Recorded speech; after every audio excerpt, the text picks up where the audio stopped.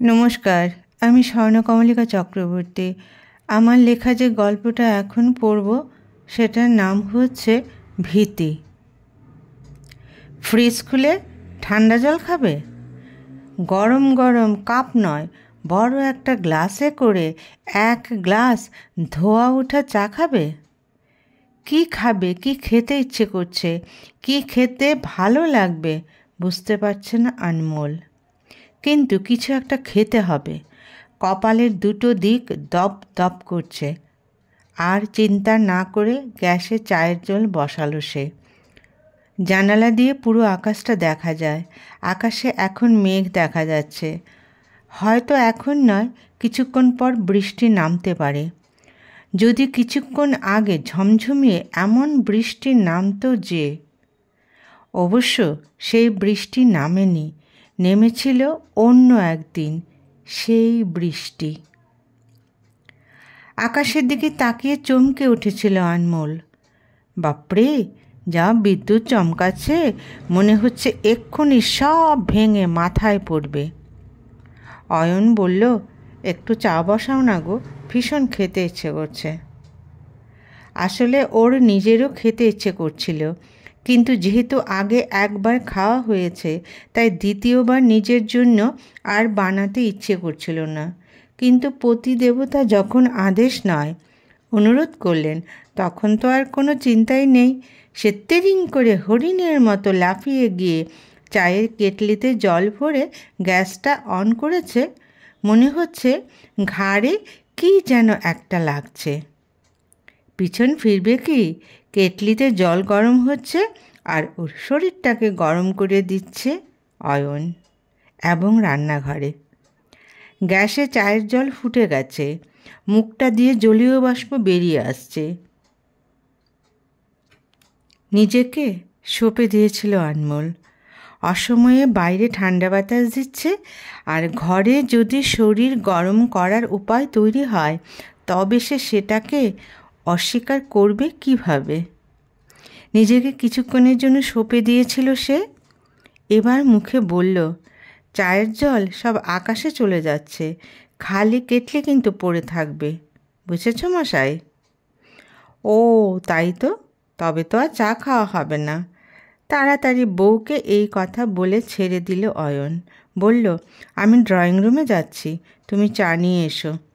ঠিক আছে, যাও, বলে তাড়াতাড়ি সব কাজ করতে লাগলো সে। শুধু চা কেন খাবে? ঘরে চানাচুর রয়েছে। এমন মেঘলা দিনে চা সঙ্গে চানাচুর, জিভে জল এলো ওর।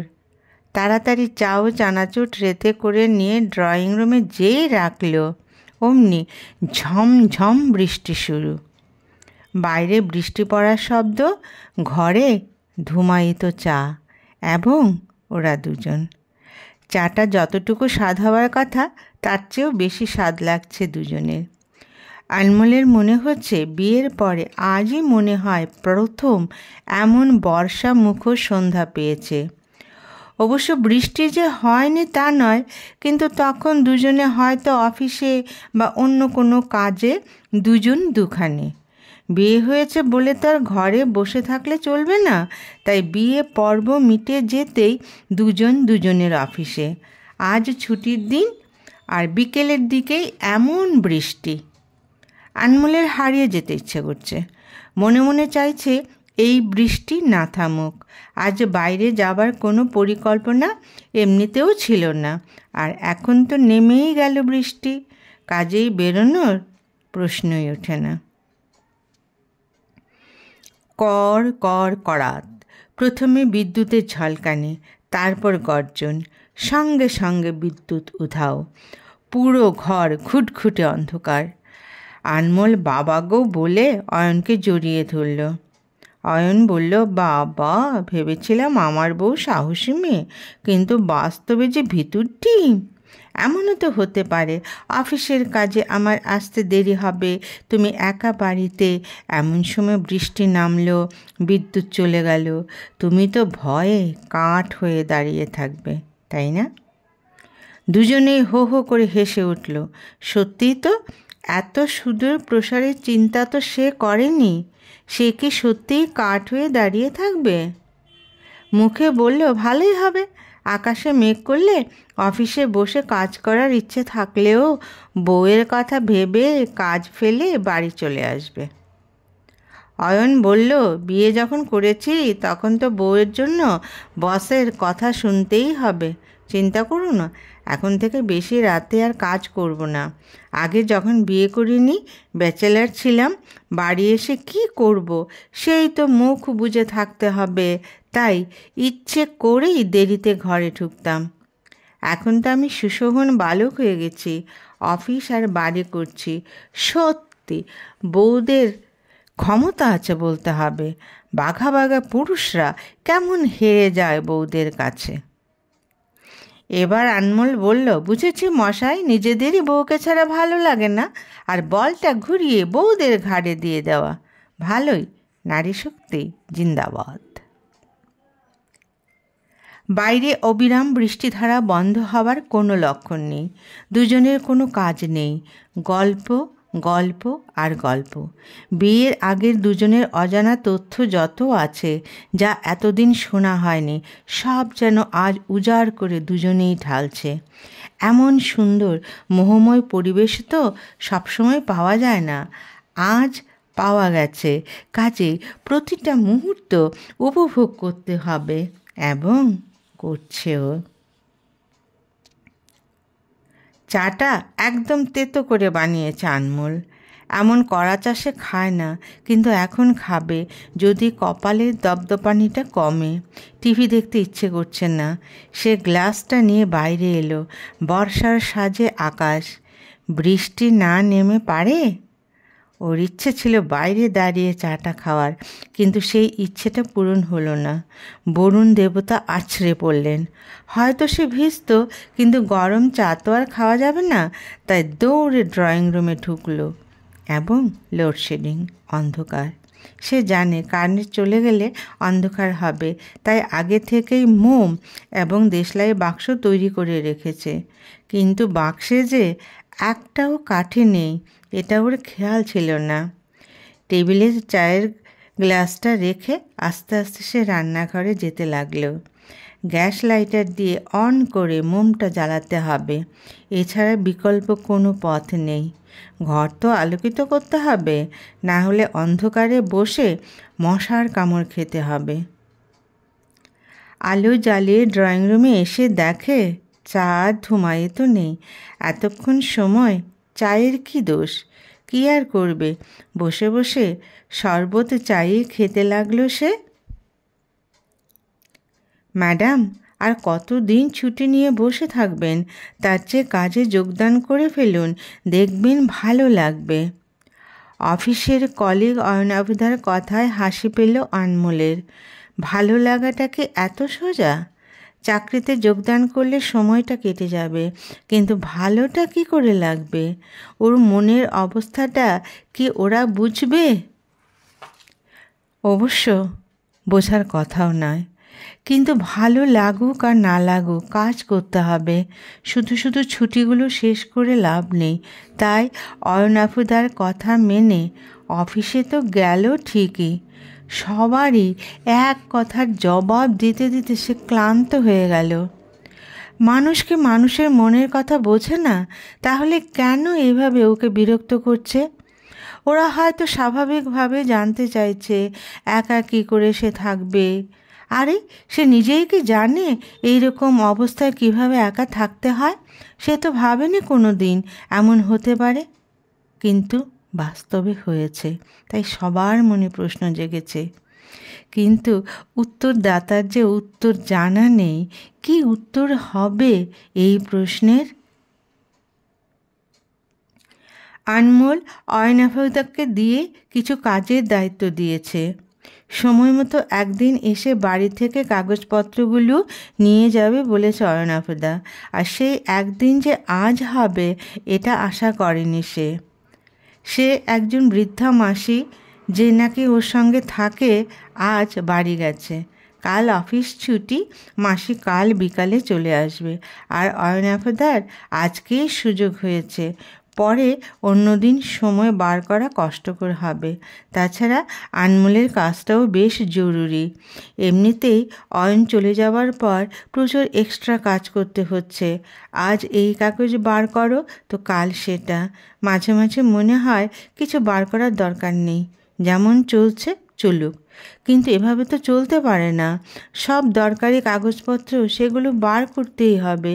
কোন সময় যে কোনটার প্রয়োজন পড়বে তখন সেই ঝামেলা আবার পোয়াতে হবে। একটা কাগজ সেটা অয়নাভদা অফিসের কাজের মাঝখানে গিয়ে জমা দিয়ে দিতে পারে। একদিন নিয়ে গেলে ওর একটু সুবিধা হবে, তাই অয়নাভদাকে এই দায়িত্ব দিয়েছিল সে। অন্যদিন এলে সে বেশ খুশি হতো। মাসি চা করে দিত, সে বসে আরাম করে গল্প করতে পারত। মাসি বসে বসে তাদের গল্প শুনত। কিন্তু আজ অয়নাভদা আসছে, ওকেই চা করে দিতে হবে এবং সৌজন্যমূলক কথাও বলতে হবে। অয়নাভদা এলো, সে এনে ড্রয়িং রুমে বসালো। সে বুঝতে পারছে অফিসে সবার মাঝখানে সে যত স্বচ্ছন্দে কথা বলতে পারে সেটা যেন আজ আসছে না। কেমন যেন একটা আড়ষ্টতা কাজ করছে। দরজার জানালার পর্দা সব সে তুলে দিয়েছে। অয়নাভদা বলছে সন্ধ্যের সময় বাইরে থেকে প্রচুর মশা ঘরে ঢুকে যায়, তাই এখন দরজা জানালাগুলো বন্ধ করে দিলে ভালো হবে। আনমোল তাড়াতাড়ি বলল সে সবসময় এইভাবে সব খোলা রাখে, মশা আসা আসুক, তবু সে দরজা জানালা বন্ধ করবে না। কেমন যেন একটা দৃষ্টিতে তাকালো অয়নাভদা। সে মনে মনে বলছে কেন যে কাজটার দায়িত্ব দিল, এত কাজ করতে পারছে আর এটা পারল না। এখন সে কেমন একটা পরিস্থিতির সম্মুখীন হয়েছে যেটা ও কোনো দিন ওর জীবনে কল্পনাও করতে পারেনি। কিন্তু এখন কল্পনা নয়, রূঢ় বাস্তব ওর সামনে দাঁড়িয়ে আছে। ভদ্রতার খাতিরে সে চা খাবে কিনা জিজ্ঞেস করলো। ভাবলো নিশ্চয় বলবে না, এক্ষুনি খেয়ে এসেছে, আপনারা কাগজগুলো দিন, আমি চলে যাই। কিন্তু ওর মনের চিন্তাধারার বিপরীত ব্যাপারটাই হলো। বলল আপনার হাতে চা খেতে পেরে আমি ধন্য হব। আনমোল বলল আপনি বসুন, আমি চা করে আনছি। কেটলিতে 1 কাপ জলই দিল সে। সে চা খাবে না এখন। 2 কাপ জল ফুটতেও এখন ওর কাছে অনেক সময় মনে হবে। যেটা সে আশা করেনি সেটাই ওর সামনে এখন দৃশ্যমান হলো। সে ঘাড় ঘুরিয়ে দেখে অয়নাভদা রান্নাঘরের দরজার সামনে দাঁড়িয়ে আছে। ওর বুকের ভিতরটা ছাত করে উঠল। মুখে বলল প্লিজ আপনি ড্রয়িং রুমে বসুন, বাইরের পোশাক পরে আমি রান্নাঘরে কাউকে ঢুকতে দেই না। ঠিক আছে বলে দাদা ড্রয়িং রুমে এসে বসল। ঘরে চানাচুর, ফ্রিজে মিষ্টি সবই ছিল। সে কোনো কিছুই বার করলো না। কেন করলো না সে জানে না, শুধু 1 কাপ চা এনে টি টেবিলে রাখল। চা খেতে খেতে কীভাবে ওর জীবনে এই বিপর্যয় এলো সেটা জানতে চাইল অয়নাভদা। সে বলল আজ আমি বলতে পারবো না, অন্য আরেকদিন বলবো। ঠিক আছে বলে চা খেতে লাগলো অয়নাভদা। আনমোলের মনে হচ্ছে চাটা যেন আস্তে আস্তে খাচ্ছে, যেন শেষ না হয়ে যায়। সে চাইছে তাড়াতাড়ি শেষ হয়ে যাক। ওর মনের ভিতরে একটা চাপা ভয় কাজ করছে। মাসি নেই, সে একা এবং সুন্দরী, এবং আনমোল আর ভাবতে চাইছে না। অয়নাভদা যে চা খেয়ে সিগারেট ধরালো, বলল অ্যাস্ট্রে আছে। অয়ন সিগারেট খেত না, তাই ঘরে এই জিনিসটা রাখার প্রশ্নই নেই। ওর বন্ধুরা এলেও কোনো দিন ড্রয়িং রুমে এই ধোঁয়া খায়নি, তাই সে এই সিগারেট জিনিসটার ধোঁয়া একদম সহ্য করতে পারে না। এখন তো আর সে বলতে পারবে না যে আমার সিগারেটের ধোঁয়া সহ্য হয় না। একসঙ্গে চাকরি করে হয়তো ব্যাপারটা অন্যরকম হয়ে যাবে এবং মুখে অয়নাভদা বলবে আমি যাতে উঠে যাই তাই আপনি এই কথাগুলো বললেন, তার চেয়ে চুপ করে থাকাই ভালো। কিন্তু বুকের ধড়াস ধড়াস ভাবটা কিছুতেই যাচ্ছে না। সে স্বাভাবিকভাবে যেন কথাই বলতে পারছে না। কাগজপত্রগুলো সে আগে ড্রয়িং রুমে এনে রেখে দিয়েছিল, ভেবেছিল দরজা থেকেই কাগজগুলো দিয়ে দেবে। কিন্তু এই এতক্ষণ সে কি অবস্থায় আছে সেই জানে। সে ভবিষ্যতে আরও সতর্ক হবে। অয়নাভদা একটাই সিগারেট খেলো, ছাইগুলো চায়ের কাপেতেই ফেলল এবং কাগজগুলো নিয়ে বলল, আসছি। সে দ্বিতীয়বার বলল না যে আরেকটু বসুন, শুধু বলল, আসবেন আর একদিন। সমস্ত ড্রয়িং রুম সিগারেটের গন্ধে ভরে আছে। ওর নিঃশ্বাস নিতে কষ্ট হচ্ছে। মাথার কি দোষ? এত গন্ধে মাথা না ধরে পারবে? এমনিতেই সে এতক্ষণ নিজেকে কিভাবে যেন রেখেছে সে বুঝতে পারছে না। সে রুম ফ্রেশনার এনে সমস্ত ঘরে ছড়িয়ে দিল। অয়ন বলেছিল সে ভয়ে কাঠ হয়ে যাবে। সেদিনের ভয় আর আজকের ভয়, দুটোর মধ্যে কত পার্থক্য। সেদিন রান্নাঘরে অয়নের উপস্থিতি ওকে অন্য একটা সুন্দর জগতে নিয়ে গিয়েছিল। আর আজ রান্নাঘরের দরজায় অফিসের কলিগকে দেখে সে চমকে উঠেছিল। অবশ্য চমকাবার কথাই তো। আনমোল আজকের এই ঘটনায় নিজেকে যেন আরও পরিণত করে ফেলেছে।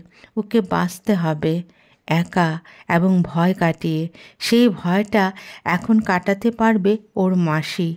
তাই যতদিন সে একা থাকবে সেই দিনগুলোতে সে বাড়িতে একাই থাকবে। কেউ আসতে চাইলেও সে না করে দেবে। যদি অয়নাভদা ওর সাথে কিছু খারাপ আচরণ করত তবে কি সে চিৎকার করতে পারত? অফিসে সবাইকে বলতে পারত, আমাকে একা পেয়ে? সে আর ভাবতে চাইছে না। ঠান্ডা চাও যে ওর মাথা ব্যথা কমাতে পারছে না। এই মাথার দপদপানি যে মনের একটা ভয় থেকে সৃষ্টি হয়েছে সেটা আজ সে বুঝতে পারল। সে জ্বলন্ত মোমবাতিটার দিকে চেয়ে রইল। সব কিছু রয়ে গেছে ওর জীবনে এক রাশ স্মৃতি হয়ে। সেই স্মৃতি ওর এখন চলার পথ। নমস্কার।